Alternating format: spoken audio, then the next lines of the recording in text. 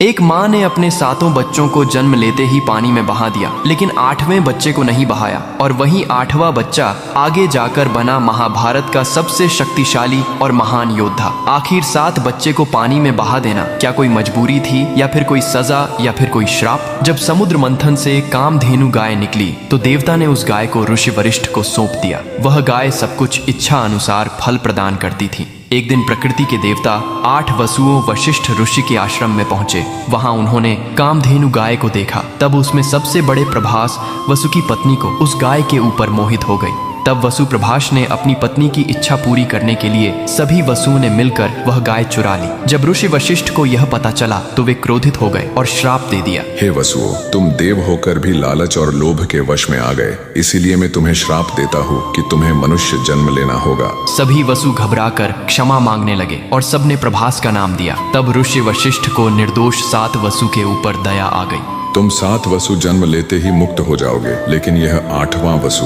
प्रभास को लंबा मानव जीवन भोगना पड़ेगा। जब हस्तिनापुर के महाराज शांतनु एक बार गंगा की मनमोहक सुंदरता पर मोहित हो गए, तब उन्होंने विवाह का प्रस्ताव रखा। गंगा ने प्रस्ताव स्वीकार किया, लेकिन एक शर्त रखी कि मुझे कोई भी कार्य करने से रोकना नहीं। यदि तुमने ऐसा किया तो मैं आपको सदा के लिए छोड़कर चली जाऊंगी। शांतनु ने वचन दिया और दोनों का विवाह हुआ। जब गंगा ने पहले पुत्र को जन्म दिया तब उसे नदी में बहा दिया। शांतनु अंदर से टूट गए, लेकिन वचन के बंधन में मौन रहे। एक एक करके 7 पुत्र जन्मे और गंगा ने सभी को नदी में प्रवाहित कर दिया। लोग शांतनु को कहते थे, यह कैसी निर्दयी माँ है, लेकिन असल में गंगा उन 7 वसुओं को श्राप से मुक्त कर रही थी। जब 8वां पुत्र प्रभास वसु जन्मा तब गंगा फिर उसे नदी की ओर ले चली, लेकिन इस बार शांतनु सह न सके। उन्होंने बहा देने से पहले रोक लिया। अब बस 7 बच्चों को खो चुका हूँ, इसे मैं नहीं मरने दूंगा। ये पुत्र मेरा वारिस बनेगा। तब गंगा बोली, हे राजन, आपने मेरी शर्त तोड़ दी। अब मैं आपको छोड़कर सदा के लिए जा रही हूँ। गंगा अपने पुत्र देवव्रत को लेकर स्वर्गलोक चली गई। वहां उन्होंने उसे वेद,